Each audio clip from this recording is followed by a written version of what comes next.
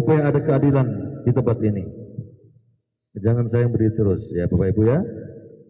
Kita buka bersama-sama 2 Tawarik pasal 7 ayat 14. 2 Tawarik pasal 7 ayat 14, satu ayat kita baca bersama-sama. 2 Tawarik 7 ayat 14. Yang sudah dapat katakan amin? Amin. Yang tidak bawa Alkitab dan Alkitab boleh lihat di depan. Ya, itu yang ketiga kita mulai. 1, 2, 3.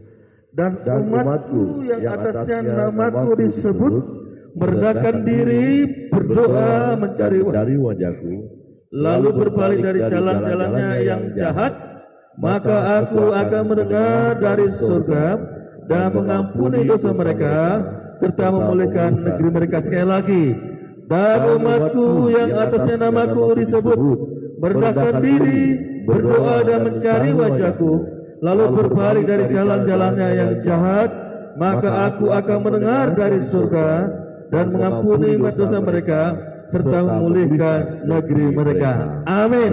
Puji Tuhan, silakan duduk. Bapak Ibu yang terkasih, luar biasa. Hari ini kita berkumpul kembali di hari terakhir. Terima kasih kepada panitia yang telah memberikan kesempatan buat saya yang jauh-jauh dari ujung timur Indonesia. Orang bilang kepala burung. Betul begitu Pak Cik?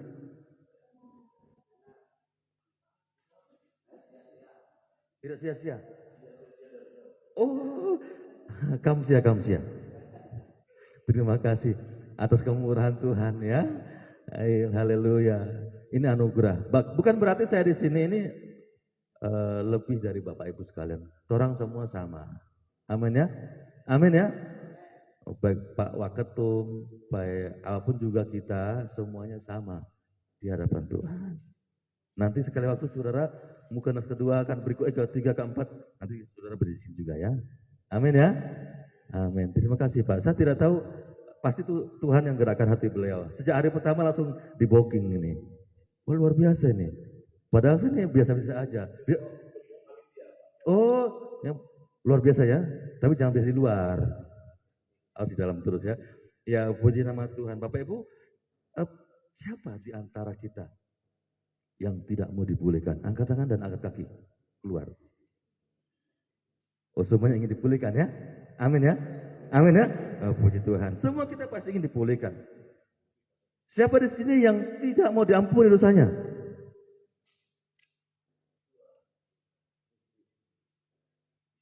Mau diampuni tidak?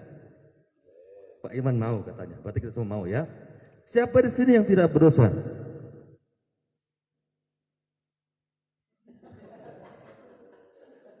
Ngana tidak berdosa? Wah, luar biasa. Semua kita berdosa. Kita hadir hari ini itu karena kemurahan Tuhan. Semua karena anugerahnya. Ada amin ya? Roma 3, 23 dikatakan. Tapi semua manusia telah berdosa dan telah kehilangan kemuliaan Allah. Dan oleh anugerahnya kita bisa hidup sampai saat ini. Kalau kita hidup berarti ada maksud Tuhan buat kita semuanya. Ada amin ya? Semua ingin dipulihkan. Semua ingin diampuni dosanya. Tapi tidak mau prosesnya. Maunya instan begitu ya, banyak orang begitu, tapi di sini tidak ada.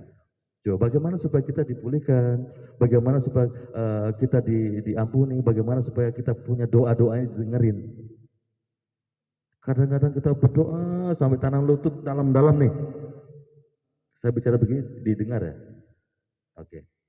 Sampai tanam lutut. Nyangkut di plafon ini.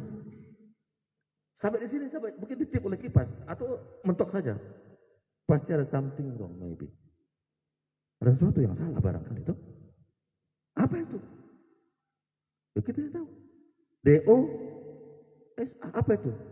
Kepanjangannya. Kalau GKRI itu singkatan kan?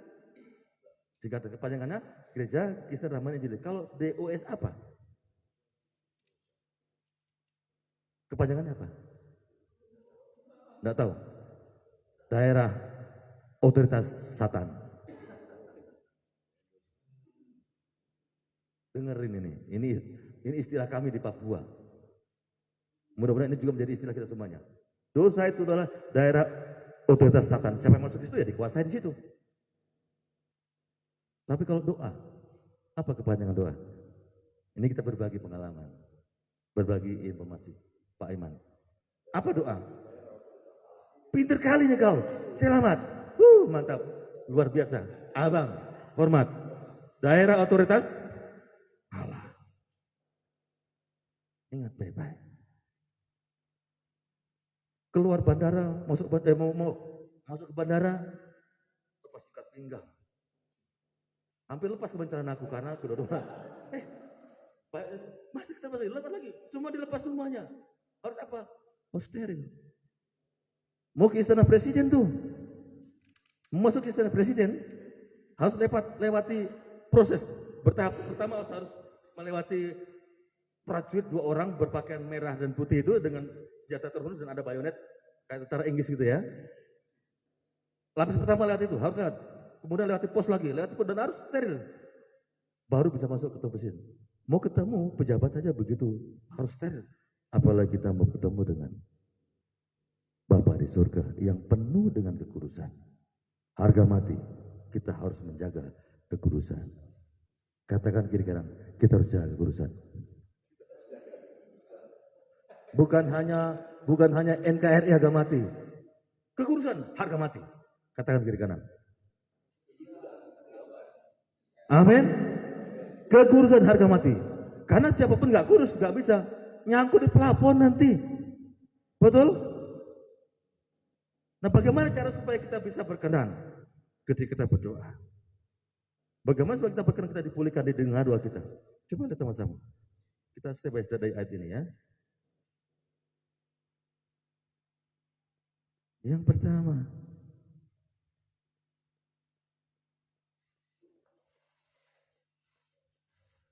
dan umatku yang atasnya namaku disebut. Umatku ini siapa? Umat tidak berbicara tentang pendeta, tentang imam, pria, wanita, bipra. Jadi umat ini berbicara tentang semua manusia. Ada amin? Enggak hanya bipra loh, bipra kan bapak, ibu, ya itulah pokoknya. DLL. Semuanya umat. Itu wajib hukumnya merendahkan diri di hadapan Tuhan. Orang merendahkan diri itu apa? Merendahkan diri adalah orang yang mengakui semua kesalahannya, semua kelemahannya, semua kebobrokannya. Mengakui di hadapan Tuhan. Menyebut nama Tuhan, memanggil nama Tuhan, memohon belas kasihan Tuhan. Tuhan, aku ini berdosa. Aku orang yang berdosa. Kalau ditanya siapa yang paling berdosa? Saya. Berani nggak begitu? Berani kita begitu? Seringkali kita katakan tentang kebenaran, tapi kita menjadi pecundang saat kita tidak melakukan firman Tuhan dengan maksimal. Sering kita lakukan, katakan firman Tuhan kepada jemaat, tapi kita tidak melakukan, kita menipu. Maka sungguh berat sesungguhnya jadi pelayan Tuhan. Harus kita hidupi. Itu sebabnya Tuhan berkata, tidak ada satu orang pun tidak berdosa, semua berdosa. Tapi kalau kita hidup, itu karena Tuhan. Amin? Amin ya? Mengapakah semuanya terdiam? Apakah tak pukul dengan kata-kataku? Bahwa kita ini paling pandai menyampaikan firman Tuhan. Tapi juga paling pandai juga untuk tidak melakukan. Di sini tidak ada yang kelihatan. Tapi mari bersama-sama kita hari ini belajar. Karena ini penting buat kita semuanya. Ya, kalau ingin negeri kita, kalau ingin keluarga kita, kalau ingin rumah tangga kita, ya ke yang lain lagi mungkin ekonomi kita, keuangan kita, semuanya lah dipulihkan. Belajar merendahkan diri. Tuhan. Amin. Akuilah bahwa aku ini orang yang lemah, yang berdosa dan butuh kasih sayang Tuhan, butuh kebaikan Tuhan, butuh pengampunan.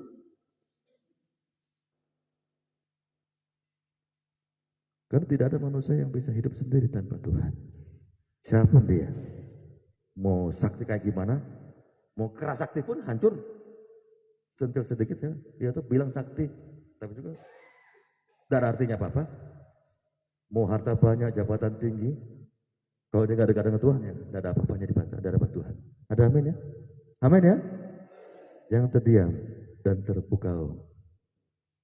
Mari belajar mendekatkan diri. Siapapun kita. Jabatankah? Hartakah? Itu hanya titipan. Harus kita hidupi firman yang kita sampaikan. Harus mengakui kalau kita bersalah. Kemarin ada yang disampaikan oleh pembicara pertama. Tidak boleh ada akar pahit. Akar pahit ini membuat jadi penyakit. Dosa setiap hari harus kita buang. Ibu-ibu yang masak di dapur, saya salut kepada tim yang di sana. Pagi-pagi saya minta air panas. Ibu bangun jam berapa? Barusan bangun Pak. Oh ya, puji Tuhan, ibu luar biasa. Kalau tanpa ada ibu-ibu yang masak, Pak Iman kelaparan. Betul tidak?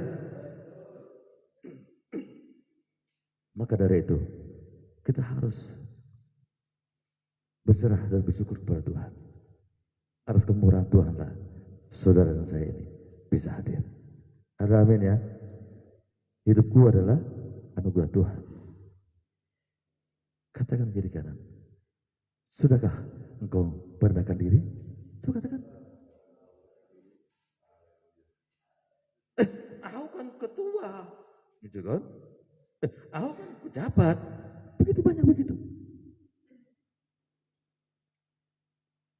Di Sorong saya diberikan kekayaan untuk menjadi ketua API. Dari sekretaris Kampung Kerukunan Beragama. Dan itu membutuhkan kerendahan hati. Padahal itu hanya jabatan yang aduh, tidak ada artinya dan kehidupan yang Tuhan berikan. Amin. Tapi banyak yang mengincar. Kadang-kadang ada salah motivasi dan seterusnya. Biasalah gesek-gesek terjadi. Tapi itu tidak boleh membuat kita lupa diri. Semua itu adalah titipan. Jadilah kita pengelola yang baik. Ada amin ya? Rendahkan diri. Yang pertama, itu wajib hukumnya. Supaya kita berkenan kepada Tuhan. Yang kedua,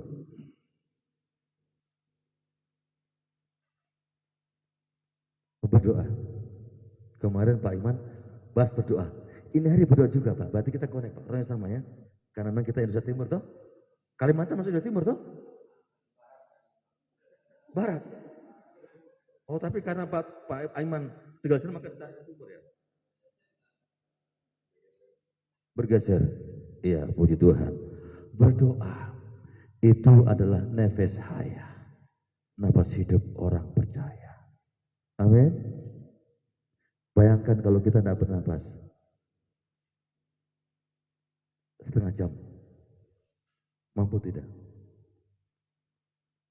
Mati tidak? Kecuali limbat kali ini. Atau yang lain, atau mungkin yang lain lah. Tapi ada beberapa orang yang bisa begitu. Ada orang bisa menahan, ada pesulap-pesulap yang bisa menahan itu mungkin punya trik-trik. Tapi kalau idealnya manusia itu tidak bisa bertahan sampai segitu lama ya. Itu mungkin punya kemampuan khusus para pesulap-pesulap itu. Tapi pada intinya manusia tidak bisa bertahan cukup lama untuk menahan, tidak bisa bernapas. Tahan dulu berapa menit kira-kira? Menurut penelitian kesehatan berapa kira-kira? Mampu menahan, tidak bernapas. Berapa? 1 jam bisa. Itu hebatnya Pak ini. Hebat sekali Mbak, betul. Salut kita. Nanti berguru sama beliau ya. Supaya apa? Kalau kita tidak ada ikan, kita molo di laut atau di kali, kan bisa toh? Harus berguru sebentar. Ya. Artinya apa? Hidup kita ini rentan terhadap segala sesuatu. Maka perlu kita berhubungan Tuhan dengan serius. Napas hidup. Kalau kita tidak bernapasan kita mati. Dan rohani kita demikian. Kalau kita tidak berdoa, hubungan kita dengan Tuhan akan menjadi jauh. Jadi hubungan itu akan dibina lewat komunikasi yang baik antara kita dengan Tuhan. Komunikasi itu apa? Lewat doa. Nah, tidak tahu sekarang apa yang terjadi ketika Pak Aiman di sini. Apakah dia sudah membangun komunikasi dengan istri di sana kah atau tidak? Sudah komunikasi ya. Tadi malam. Itu karena apa? Karena ada kerinduan dalam hati. Supaya tidak ada hubungan, nggak boleh renggang, begitu kan? Jadi hubungan itu dibina lewat komunikasi yang baik. Kalau komunikasi kita dengan Tuhan baik, maka hubungan kita dengan Tuhan baik. Ada amin? Tapi yang batasi apa tadi itu? DOSA, malas, ngantuk, segala macam. Ya, kemarin memang saya tertangkap malu hati. Mungkin ketika saya lihat ada rekaman, ibu-ibu ketawa saya mungkin karena saya tutup mata, kaget juga aku nih. Mungkin karena capek atau gimana. Terkantuk aku di belakang, Pak. Tidur aku. Malu aku diketawain. Itulah, manusia itu rentan sekali dan lemah dalam banyak hal. Maka kita perlu pribadi yang kuat. Yang bisa menopang kita. Ada amin? Harus berdoa. Tuhan, aku membutuhkan Engkau. Selamanya. Jangan tinggalkan aku. Karena aku tidak bisa apa-apa tanpa Engkau. Berdoalah datang kepada Tuhan. Lakukan segala sesuatu diawali dengan doa. Lalu kemudian mencari wajah Tuhan. Pertama kali saya datang tiba di tempat ini malam. Rupanya ketika saya berangkat dari rumah menuju bandara, si bungsu menangis. Pas tiba di sini malam-malam video call. Menangis terus, matanya sampai bengkak karena kangen dengan papunya, ingin lihat wajah papunya katanya. Saudaraku, pernahkah kita terbayang-bayang dengan pasangan kita di rumah saat ini? Mungkin terbayang-bayang dengan anak kita? Atau mungkin terbayang-bayang dengan yang lain? Pak Aiman.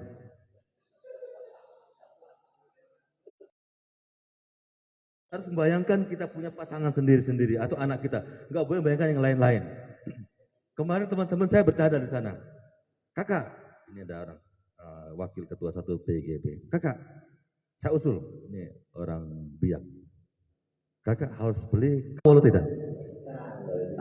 Tidak tahu molo. Orang kalau balobe atau balobe lain. Kalau orang cari ikan, itu molo. Molo itu menyelam. Betul Pak Cito? Molo itu menyelam. Itu bahasa Indonesia Timur sana. Itu sudah betul. Jadi adik ini bilang, kakak beli kacamata hitam. Karena di pantai-pantai itu banyak godaan. Terus bilang, saya sudah ada kacamata molo. Sudah ada kacamata menyelam. Dia tidak boleh kasih kacamata itu. Dan ada kan sudah sunat hati. Maka tidak bisa membayangkan yang lain-lain. Tuh Pak Iman toh?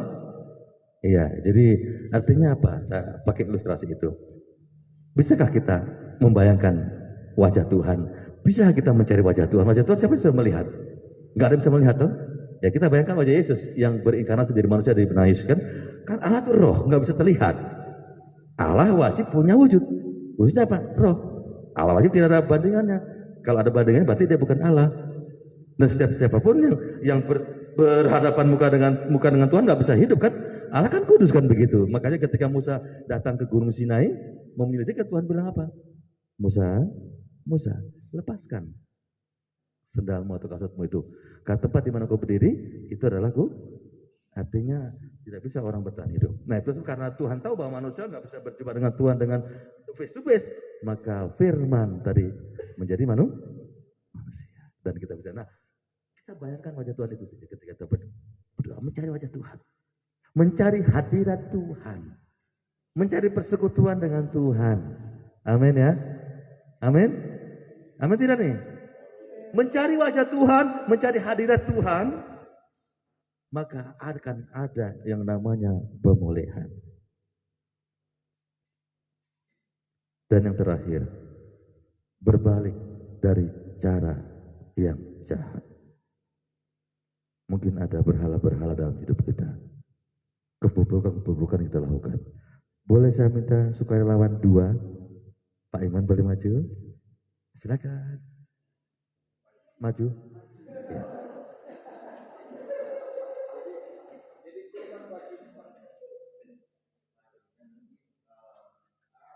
Pak Aimus, mari. Silakan satu lagi, Pak Amius.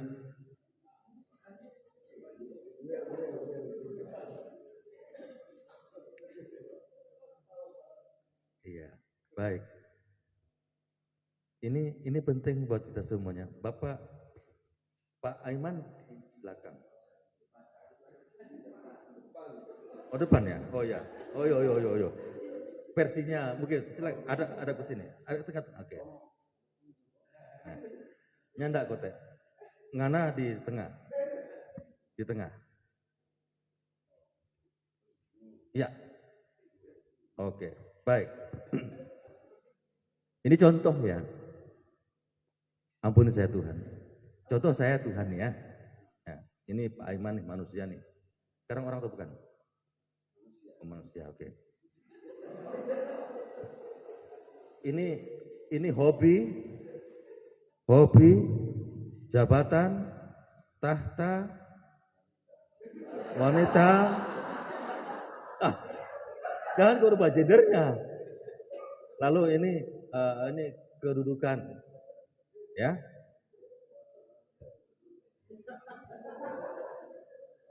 Nah, sesuatu yang dikagumi oleh Pak Iman melebihi Tuhan itu apa namanya? Berhala. Ya, ini. Ketika Pak Iman berdoa kepada saya, minta sesuatu, bisa enggak saya memberkati Iman, Pak Iman? Pintar kalinya kau. Karena apa? Dia lebih besar. Iya. Karena kenapa sapi lebih besar?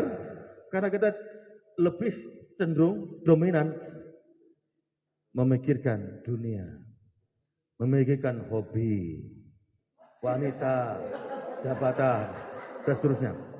Nah, lalu sikap apa yang kita ambil supaya saya bisa memberkati dia? Apa yang harus dilakukan oleh Pak Iman?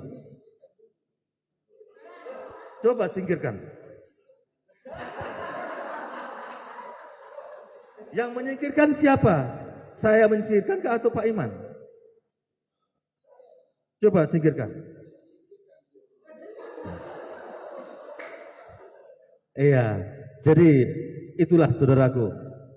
Silakan kembali ke tempat duduk. Terima kasih. Yang menyingkirkan penghalang itu adalah kita. Yang menghalangi berkat-berkat yang kita minta nyangkut di plafon itu adalah kita punya kesalahan sendiri.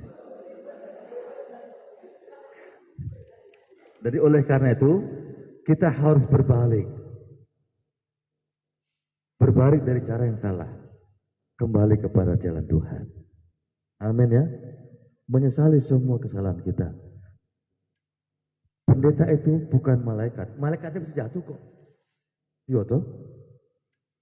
Nah, pendeta itu masih manusia, belum menjadi predikat yang lebih mulia lagi, nanti belum. Sekarang masih manusia, masih dalam kedagingan, rentan sekali terhadap kejatuhan, kesombongan, iri hati, sirik, benci, apalagi akar pahit. Kalau akar manis bisa itu obat. Nah, akar pahit ini jauh-jauh bisa obat juga, tapi itu berbahaya. Ya, jadi mari saudaraku, kita harus belajar merendahkan diri di depan Tuhan. Yang pertama, yang kedua apa? Yang kedua berdoa memohon belas kasihan Tuhan. Dan yang ketiga, mencari wajah Tuhan.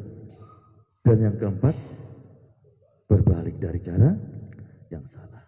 Ada amin? Maka Tuhan apa? Akan mendengar suara kita, doa kita. Dari apabila tadi penghalang-penghalang kita bereskan. Makanya kekudusan itu harga mati. Kerendahan hati itu adalah kunci untuk kita bisa berjumpa dengan Tuhan. Orang yang sombong tidak akan bisa menghargai orang lain. Kan anggap diri lebih besar, lebih pintar, lebih hebat dari yang lain. Tapi orang rendah hati adalah orang yang betul-betul menyadari kekurangan, bahkan juga kelemahan, dan juga bisa menghargai orang lain. Itu orang rendah hati. Setelah didengar doanya, dosa-dosa diampuni, dan kita pun dipulihkan oleh Tuhan. Ada amin? Itu jaminan Tuhan yang Tuhan berikan bagi kita. Olehnya itu mari kita sungguh-sungguh hidup berdasarkan yang Tuhan kehendaki. Amin. Tuhan